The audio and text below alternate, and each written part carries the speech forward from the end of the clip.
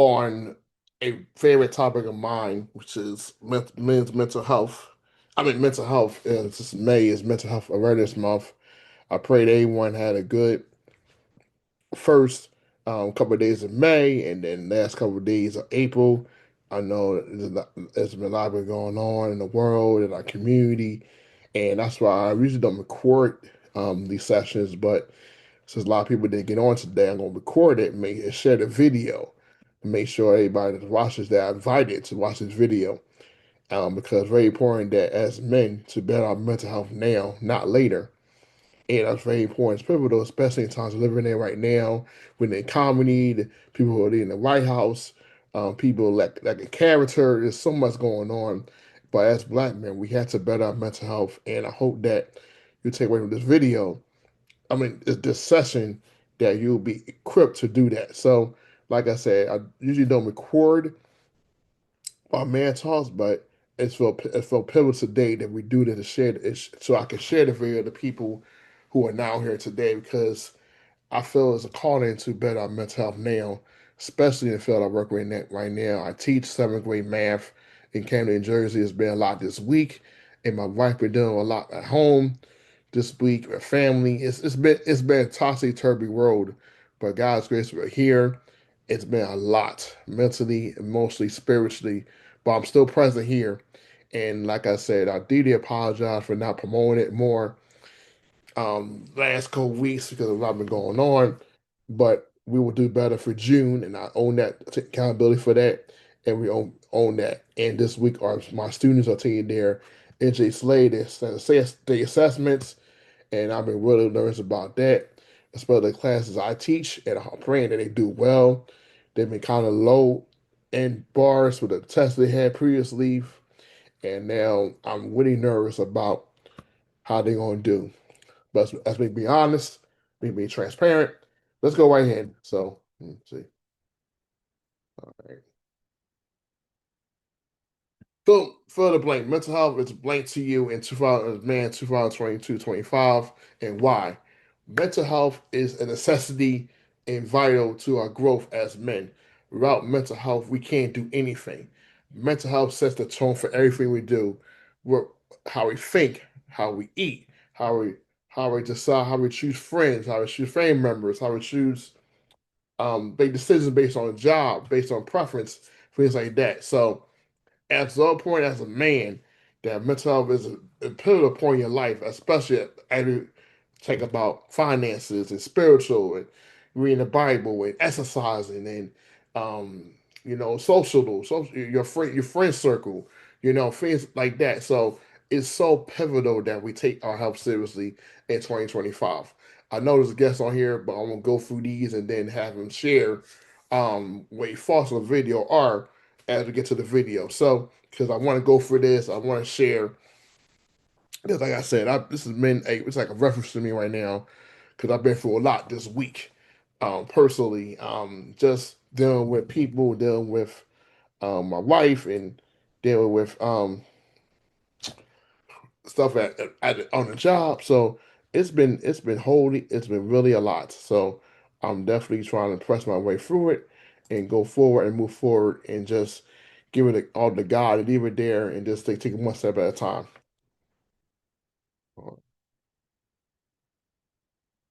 What is man talk? To encourage and empower evolve men to become greater and better men to their families and most importantly themselves.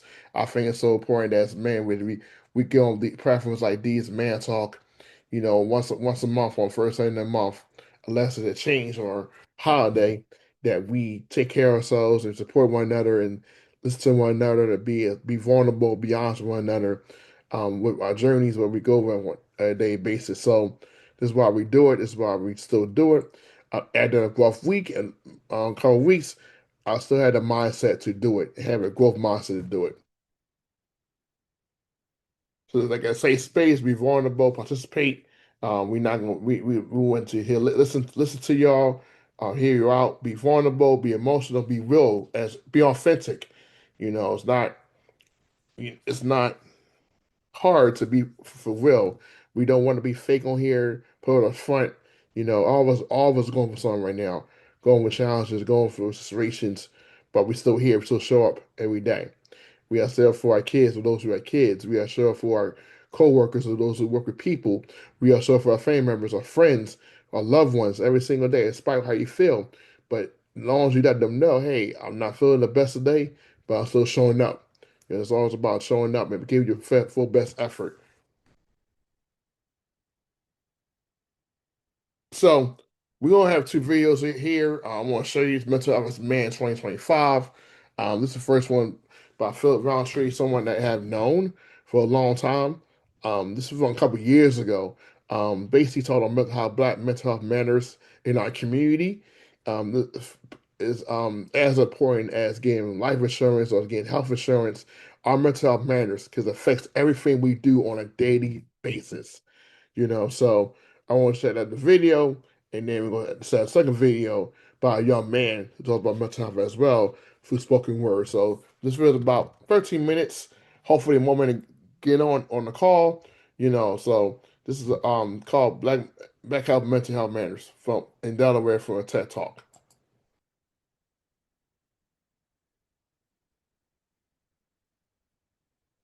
The second video here about a young man who spoke about mental health in the Black community.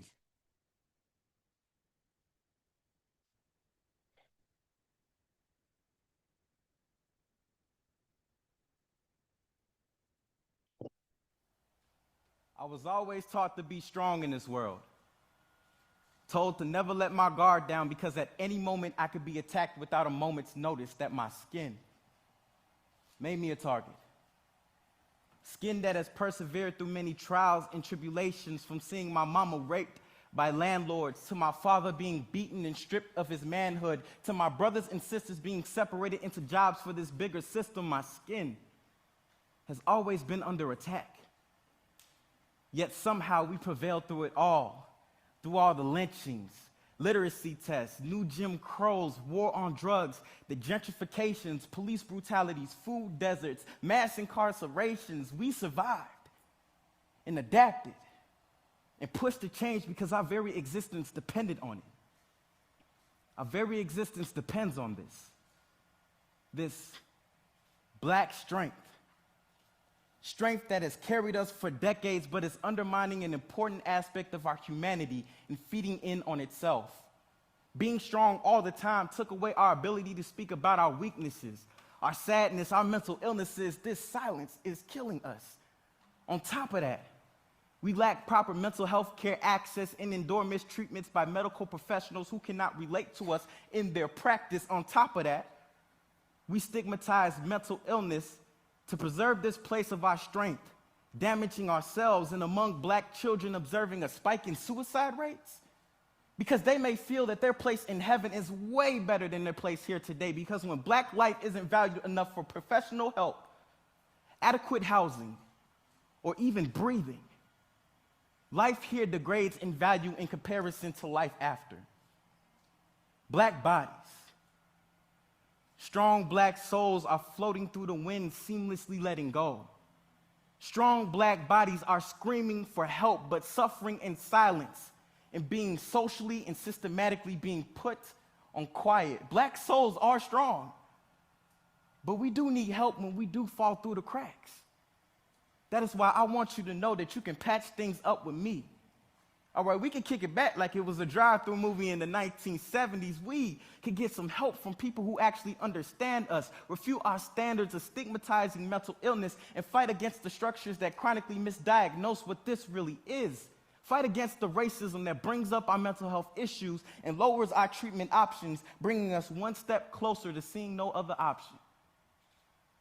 I want us to see that we have a way to heal this wound that has been widening ever since day one with no means of contracting. I want us to know that the seed that we sow today is the harvest we reap tomorrow. And when we finally reap, we can find peace in these moments, noticing that the danger isn't gone, but we finally have a place where it feels like it is, the grounding of Black bodies.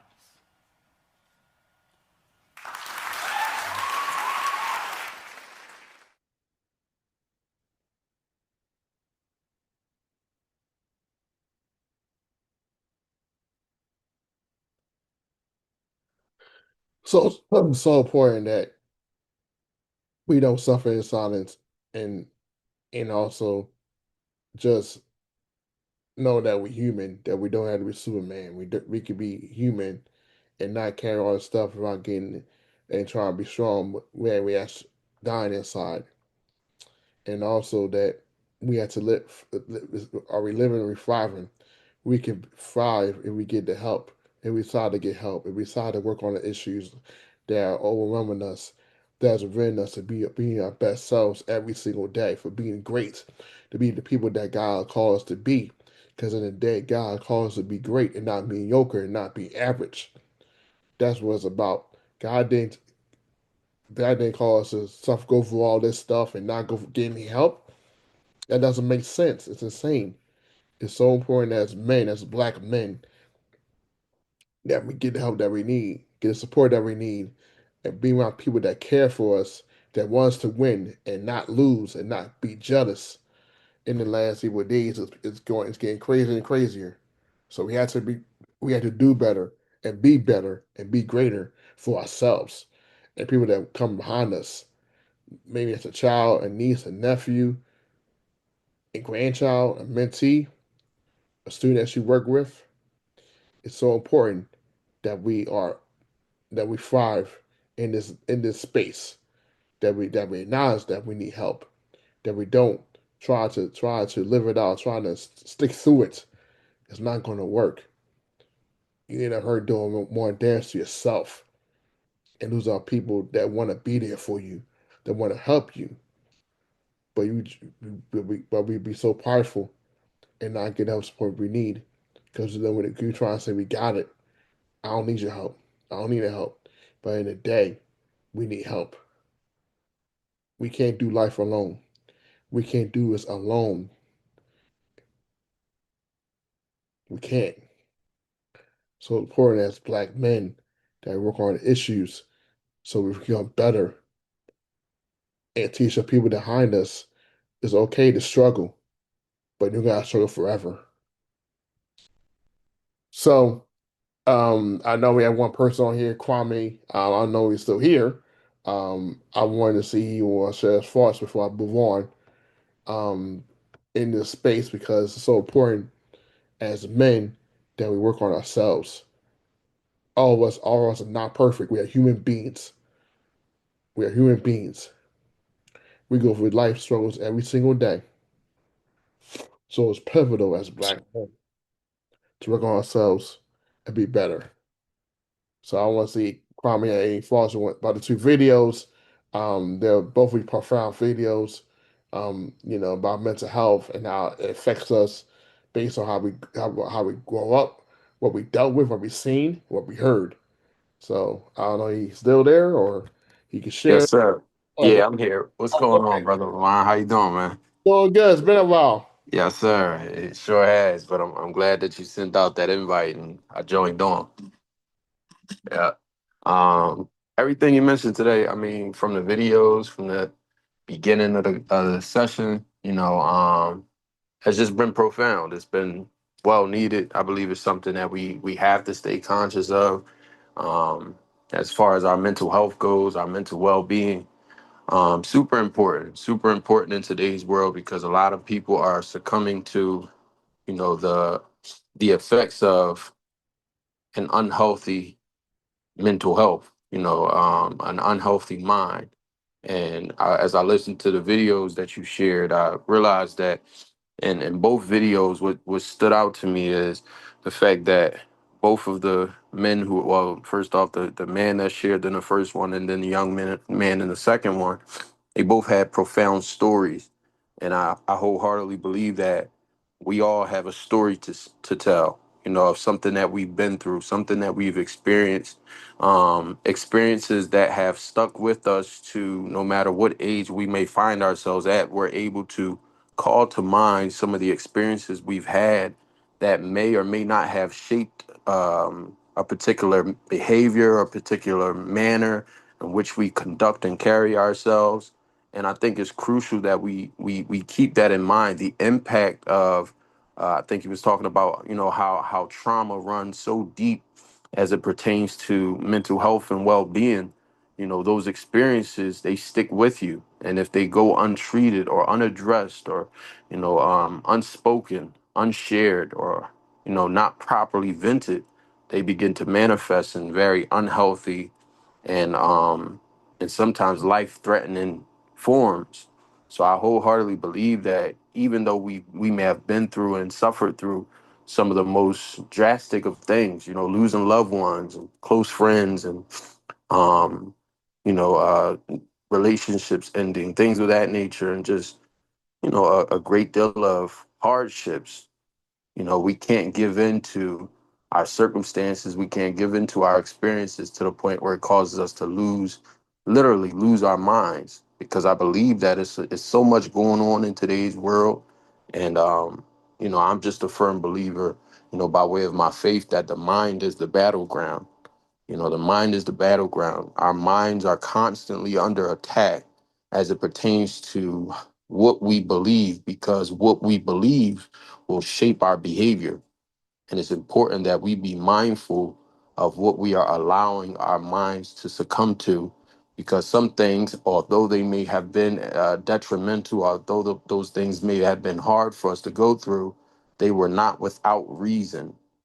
And that's why it's important that we find the right outlets to share our stories, to share what we've been through, so that when we come across, or so that once we release it, we have a better understanding of it, to the point where we don't have to allow it to be to our demise, but to be a tool of strength, you know, and encouragement for that person, like you said, that's coming behind us, that person that may be ready to go through something that we've already experienced, or maybe currently going through something that we've experienced.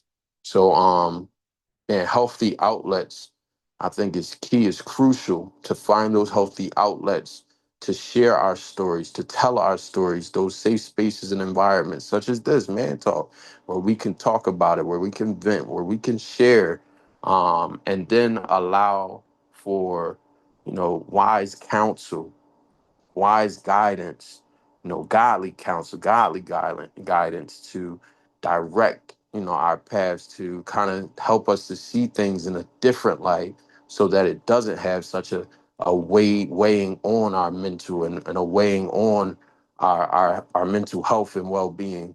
But it kind of lifts that burden up off of us that we may have been carrying for quite some time. You know, so mental health is, I believe, as Black men, as men, is crucial. It's crucial that we find the help to heal from some of the past traumas and hurts we've experienced, so that we can create a better and a brighter future for not only us, but for everybody that's attached to us and our well-being as a whole. So all good stuff, bro. All good stuff. Thank you for sharing.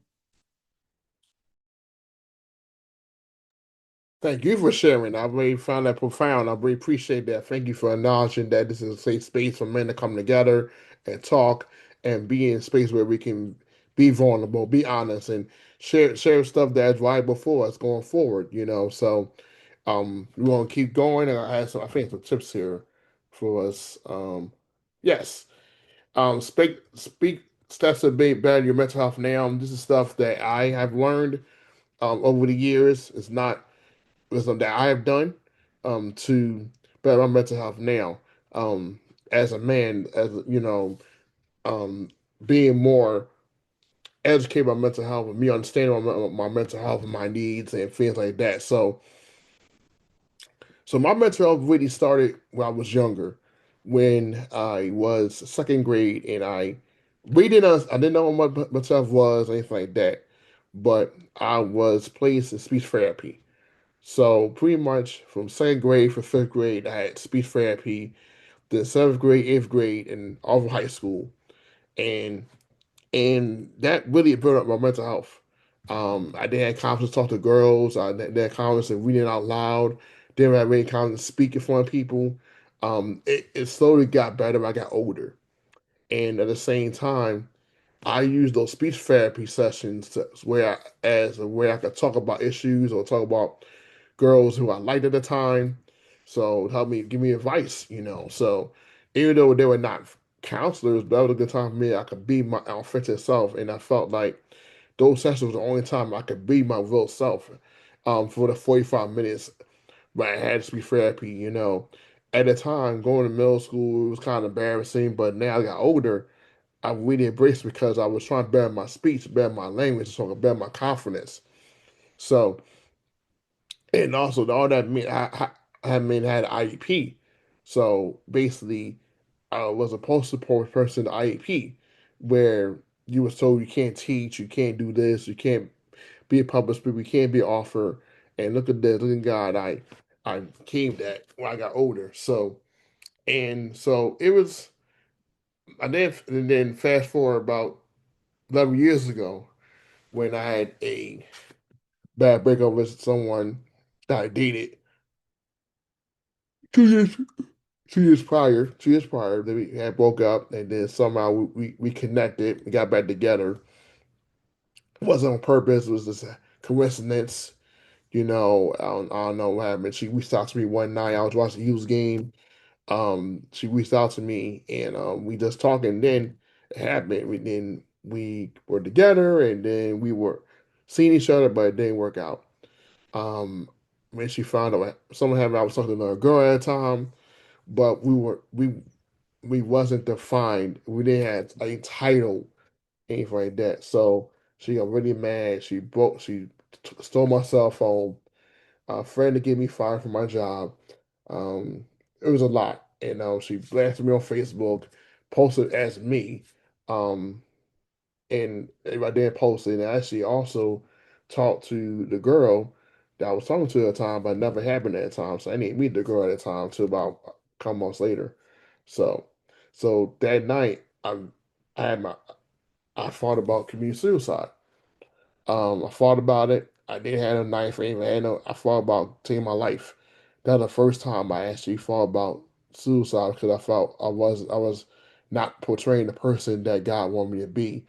Even though I was in a good space, had a good job. I was started primary greatness at the time. I was 1 years old, and I wasn't in a good space. And thank God, one night, that same night, I went to my coworker's apartment. He was like a couple doors down, and he opened the door. I talked to him about what happened and things like that, and I thank God for him because if it was with him, I don't know what would happen that night. Then the next day, we had a meeting. We had a meeting, and um, one of the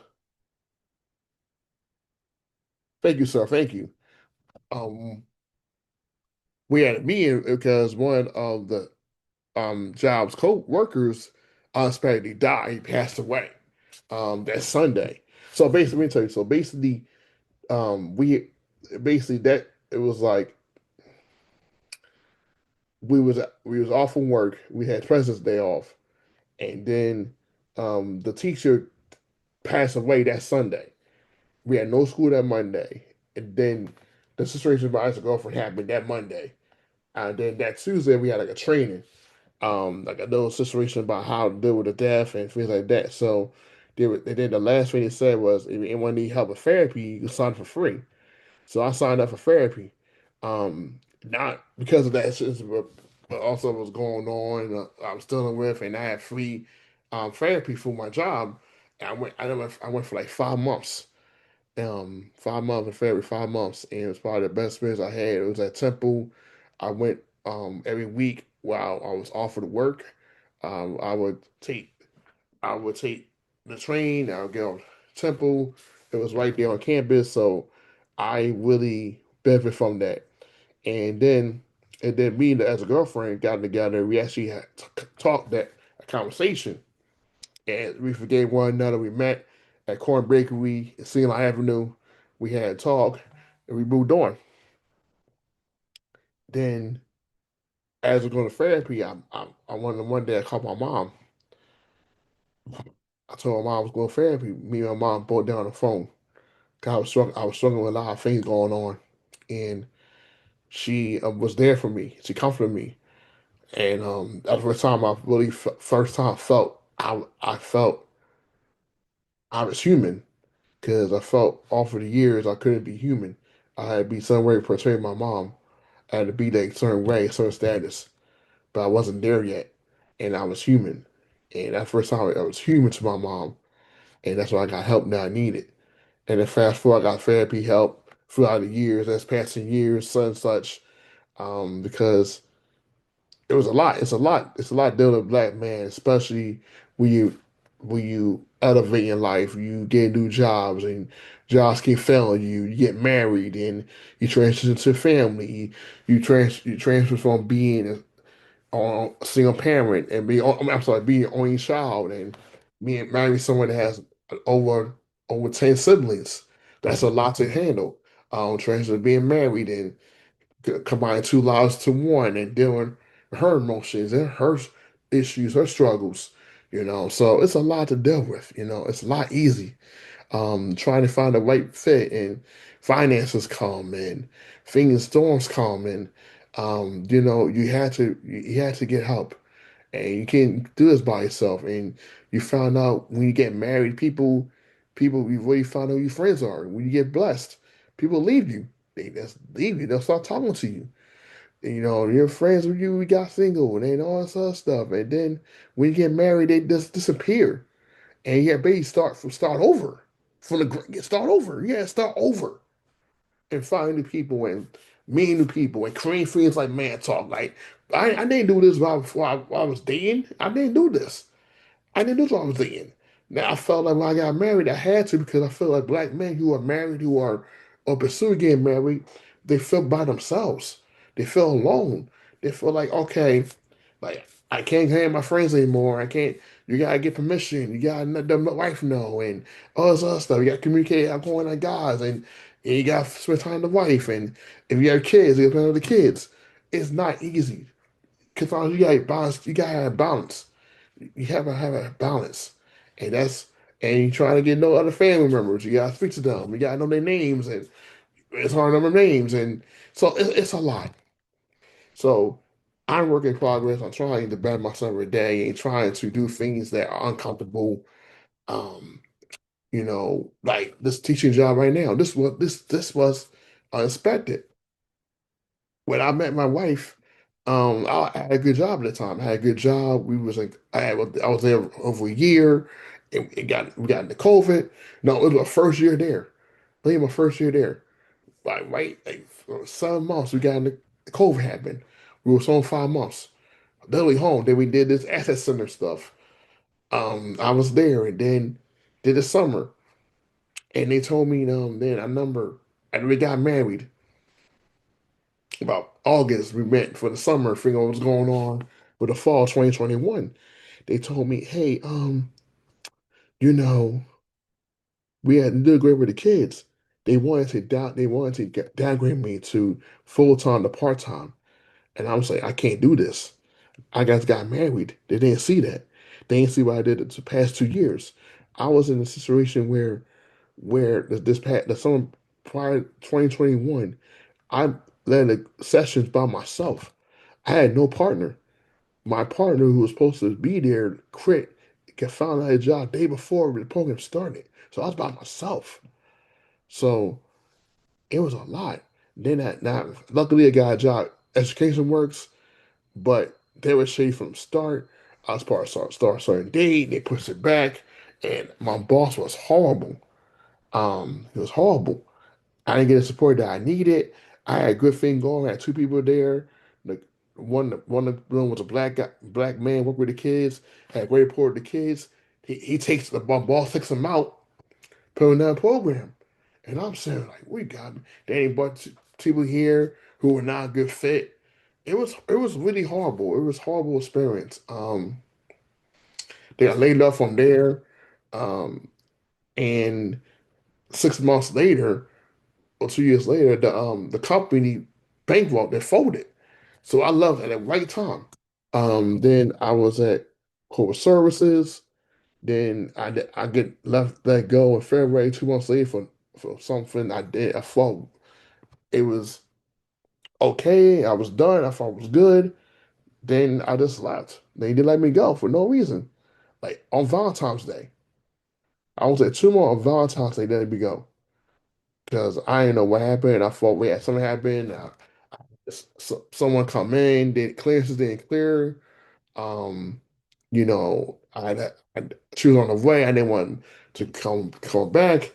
And then I talked to my boss about it. I thought it was cool. It was all right. Don't do it again. I was like, cool. Make sure that clearances all right, cool.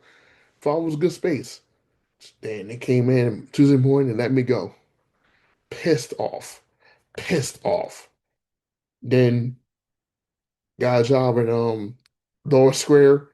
Um, I did good there. I was doing the best I can with what I had.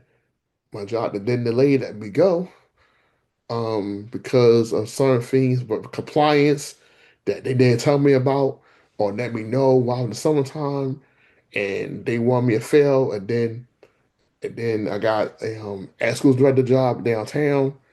Um, it was a great experience, but they let me go because of the numbers. It wasn't my performance, the numbers. And I remember I was the first ones up there, first interview. Then they moved me to the last interview. Um, Out the last interview. All the people that were coming back or not coming back, I was the last one. And the person was like, "You're the hardest one to evaluate." They let me go. And then I was pissed. I was like, "What the hell?"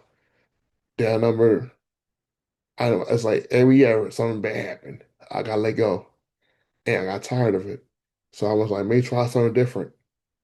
I remember I talked to my wife's friend's husband about teaching. Not teaching to sell that maybe go back teaching. And I was like, I wasn't certified. I was like, I ain't going. Then I applied, got some interviews. Then somehow I prof uncommon in Jersey came. I was like, okay, I'm probably not gonna get an interview, but I'm gonna just try and see what happens. Then one day I got an interview. They come down to math. I was like, okay, fifth grade math. I'm prepared, ready to go. I was gonna happen. Did an interview. Did I thought it was gonna be my kids. I was ready to be kids. I was ready to do my points, certain things, but not verbals. But it was the director of curriculum instruction for math. Then I sat there, did the assessment. The principal came in, and the director of operations came in. He's like, "You hired on the spot."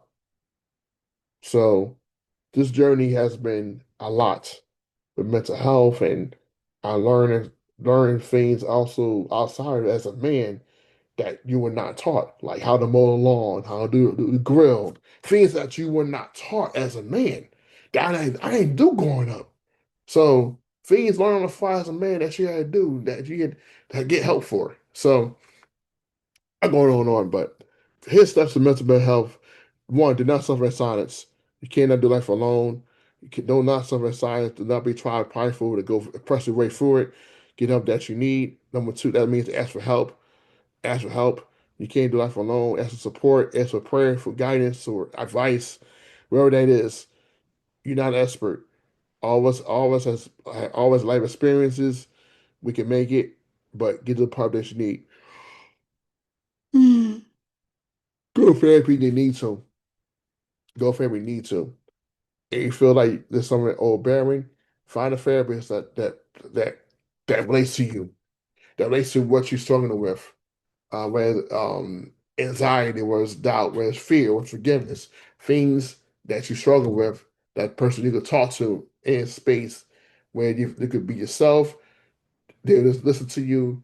They can counsel you. They can check on you. Confide people. Safe space. Um, this is something that I'm really big on because a lot of times people are gonna be people, and you gotta find people that you feel that you can talk to when in those vulnerable moments where you are struggling or when you are getting blessed. You know, so make sure that you're in stay states where that your business that you tell them doesn't get around on social media or not to another person. I had seen it happen. I had seen it happen with my wife a couple of days ago, when she confided to her friend, or her sister, friend, thinking that would say space. Then the other friend she was talking to, was telling my wife's sister, who she had beef with, what was going on. And I'm sitting there like, are you kidding me? I'm feeling the safe space. I heard the conversation. I was right there. Feeling she the space. She can find her. She can be vulnerable. Not knowing that the person she was talking to at the same time. I'm saying, are you kidding me? So you just gotta find people that have the mindset that to be in a safe space and not do people dirty. You know, that's a sad reality. Um, Number five, journal, write, read, exercise, or something that gives you peace and joy. Whether that's like poetry, whether it's the music, whether it's going for long walks, wherever that you feel fulfillment that gives you joy. Pray, pray, meditate on God, read the word. For those who are Bible believers, read the word, pray, leave all your burdens, get off to God, and let God handle it, and speak life to yourself and not death. That means not doubt, not fear. Speak life to yourself. Don't let you go overcomer. You're a champion, you're a game changer, you're a leader, you're a champion, despite what you've been through, what you endured. And lastly, forgive and let it go. Forgive yourself for the mistakes you have made. Forgive yourself. Let it go. Forgive those people that have hurt you, that talk bad about you. Don't carry that weight that someone did to you 30 years ago, 10 years ago, 5 days ago, yesterday. Let it go. Because in the day, forgiveness is for you, not for that person, for yourself, so that you could work on being free. And so you can better your mental health. Because a lot of times we don't forgive and damage our mental health. So it's very important as a black man to forgive and let it go. Just let it go. Because you don't let it go, it's gonna get worse and worse. Let it go. And pray. Speak life to yourself. Pray, pray, pray. Meditate. Pray to God. Speak life for yourself. Use affirmations on a daily basis. When you feel nervous, you feel anxiety, when you feel overwhelmed, speak life to yourself. And do something that gives you speak fulfillment. Ways, that give you time where you clear your mind, where you can let it go and be free. For me, I journal write. Also, another thing I do is I actually take naps. I try to take a nap every single day. Whether it's an hour or 20 minutes or 15 minutes or 40 minutes, I take a nap to decompress myself because work day is a lot. Track it's not the kids that are traveling, the kids, yeah, but it's just trying to get home safely. Make sure that you come back in one piece that you ain't left. So when I work, sometimes I leave 5:30 to 5:30, 5:45 in the morning. So I'll get back to about 7 o'clock. So 6:30. And about dealing with traffic and dealing and getting there safely without if I don't have to do an errand for my wife. So when I get home, it's a blessing. I thank God when I get home, we house in one piece. You go home that your wife is okay. Even though she might be tired, maybe fatigued, she's all right. She's in one piece. So be grateful for the little things, you know. And then they can find, but most importantly, do not suffer in silence. Ask for help. Go to therapy you need to. Confide in people that you love, that give you value, that are there for you, that can respond to you as you get text and then respond immediately and not respond 30 days later over to get to. But they respond. It's so important to have people like that in your life. Affirmations. I keep moving forward, even if some days it's slow. There are days days are gonna be slow. They're not gonna be at the pace you want it to be, but keep moving forward. Take one step at a time. All feelings are okay. Every feeling is okay. It's okay to feel sad. It's okay to feel angry. It's okay to feel lonely. It's okay to feel unwanted, or valued, or valued. It's okay. It's okay. That because we're human, we can feel those emotions, but we don't have to be stuck in them. I am filled with gratitude for the positives of my life. That means we filled with gratefulness, meaning that you are taking steps to better your mental health, to better yourself, for your family, for your friends, for your kids, for those who have kids, for the people that you serve. Because you're trying to make positive changes. All of us are here to evolve and not be complacent, not be stuck. You know, we're gonna grow at some point. We're gonna grow. We're not gonna be, for example, a kid. Kids not gonna be 10 years old anymore. They grow every year. They have a birthday every year. They go to puberty. They develop. They develop. Their brain develops. They're not gonna be stuck on time forever. They grow at some point. So evolve. You gotta evolve at some point. And number four, I am an effective problem solver. That means we was born to be a problem solver. We was born out of mother's womb to be a problem solver, to solve a problem. We wasn't born to cause problems. We was born to solve a problem that you see in society, the community, the world that God has bestowed upon you to solve. For you, we are problem solvers. We don't cause problems. We solve problems.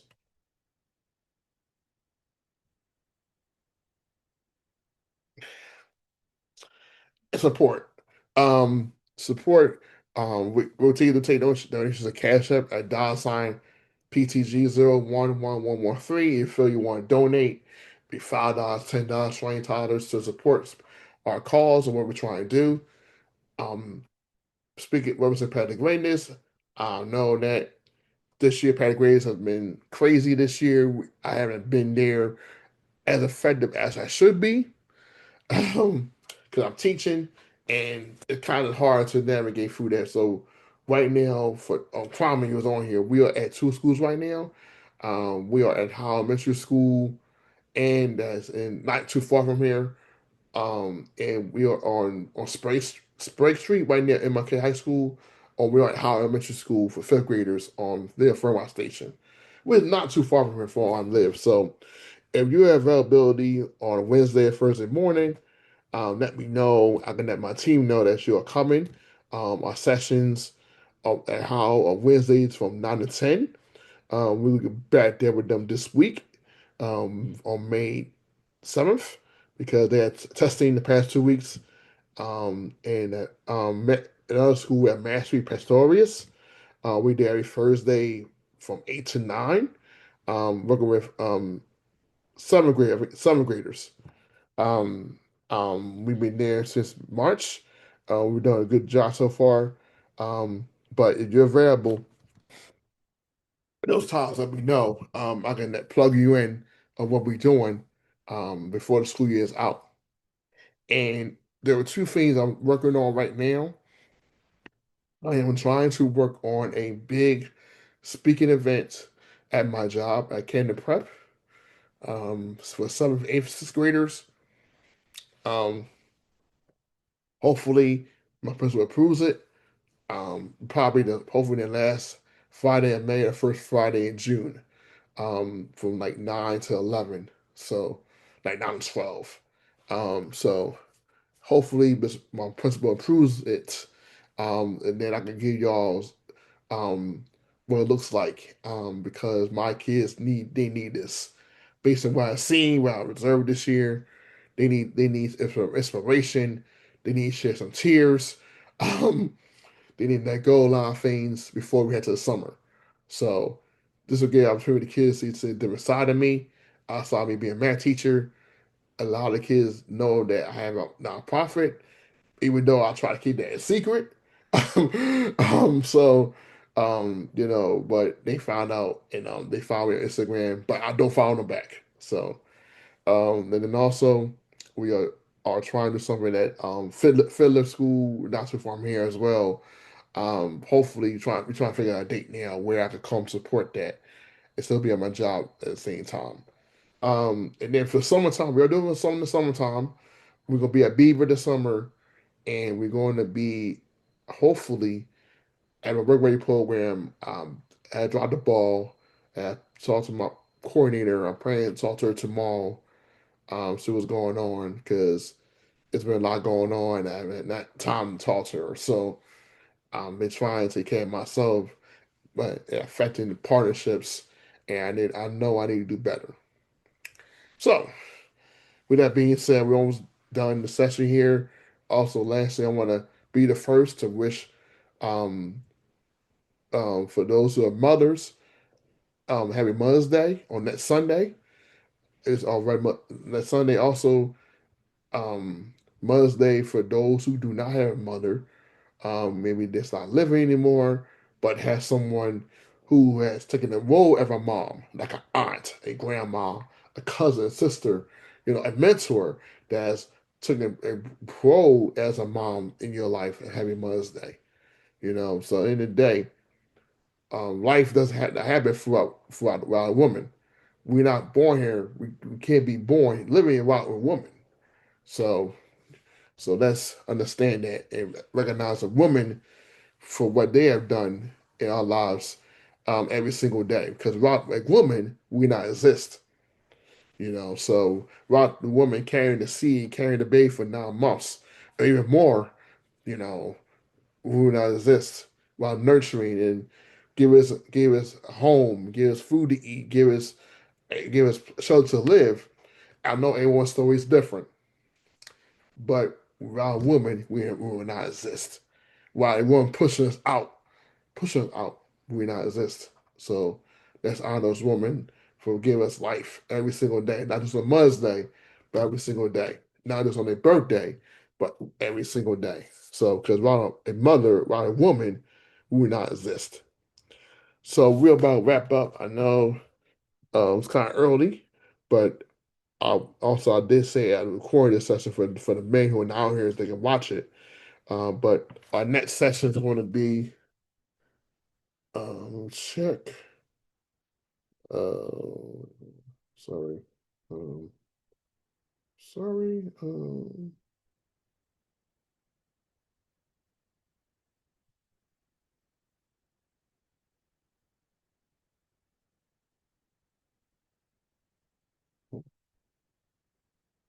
My calendar. So right now, our next session is going to be June 1st. And sometimes will be June 8th. And then for July, our next session with July is going to be probably July 13th because July 6th is 4th of July weekend. And I know a lot of people are going to be home that weekend or what have you. Well, that's with June 1st or June 8th. But I'll let you know. I'll definitely let you know beforehand what it'll look like. And also, we are trying to do something in person for men's fellowship. It's a talk, just to talk and have a real in-person session. That's why I really want to plan this out and do better than I did last time today. I didn't really plan out like I should have. And I definitely will get more men on here um, to be part of this because I can't do this by myself. I can't do this by myself. I can't do this by myself. I can't. I can't do this by myself. It takes a village. It takes men to be available, be present to do this, and I can't do this alone. So that's something I need to better myself on is planning, organizing, planning sessions, and make sure they know maybe tomorrow what it looks like. You know, do better in that in regard because it has to be better. And a lot of men need something like this once a month. I know some men groups meet every week. But me, my schedule, I can't do that right now. I can't. Even twice a month's a lot. But I, if I give you one day a month, I just need to be there.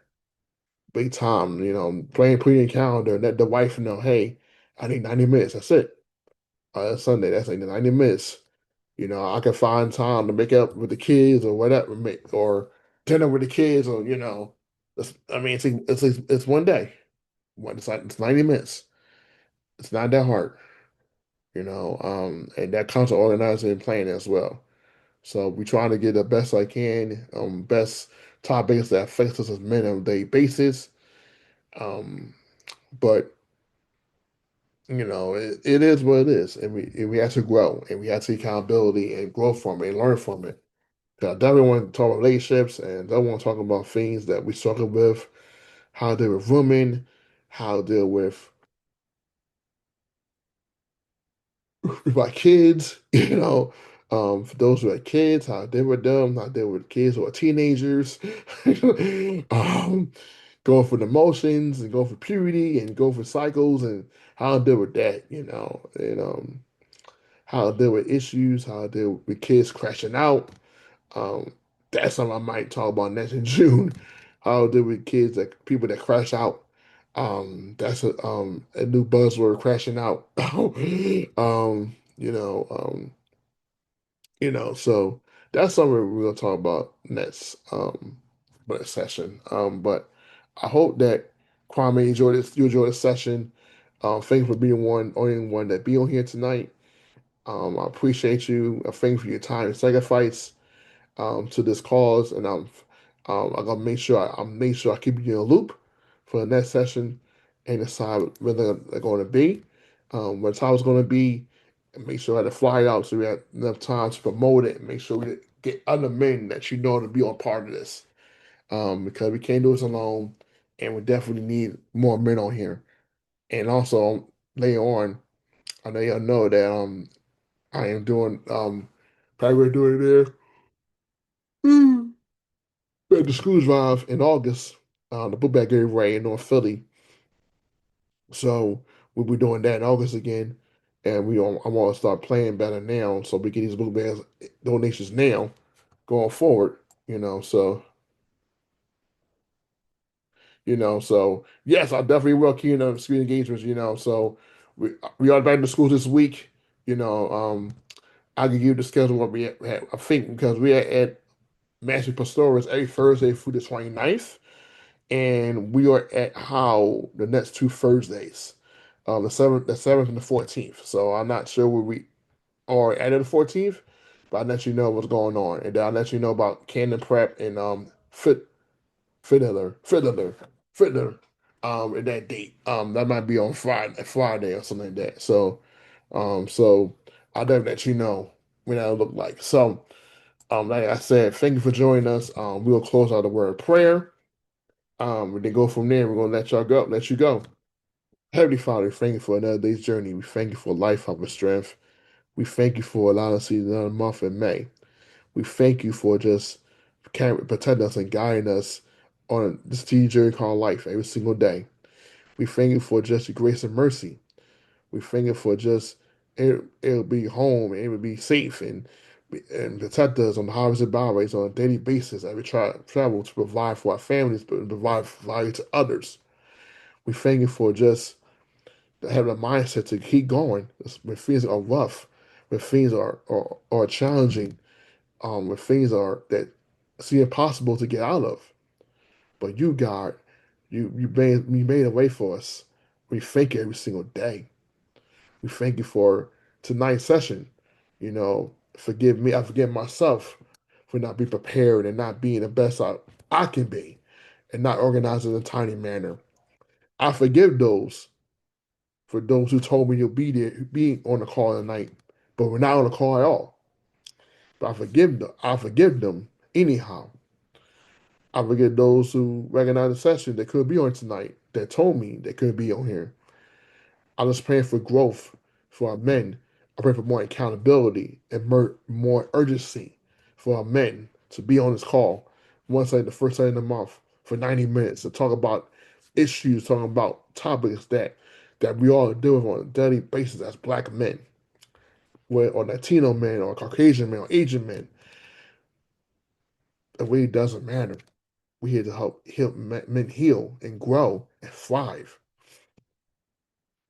I'm praying for our students. I'm praying for my students at Canada Prep who about to take the test tomorrow. I know they're nervous, they're anxious, they're overwhelmed. They're not sure how they're going to do. But I pray that you give them a sound mind, a free mind, so they can do their best and be confident in it and show up for them, show up for their teachers, show up for themselves, know that they can do anything to their mind to. I pray for the teachers.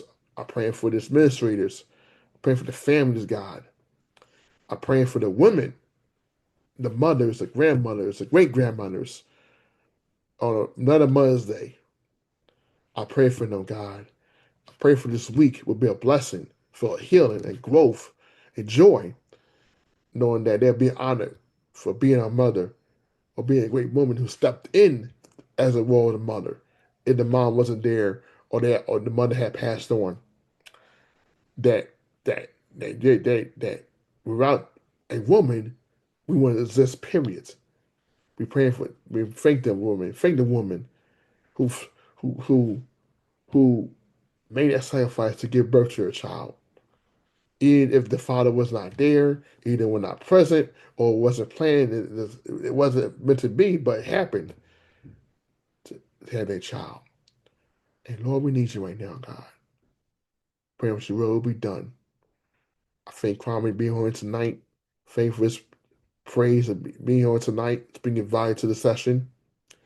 We thank him. We pray for his family, pray for his job. We're praying for whatever he's going through right now, what he's done with, Lord, that you deliver him, you set him free, that you bless him.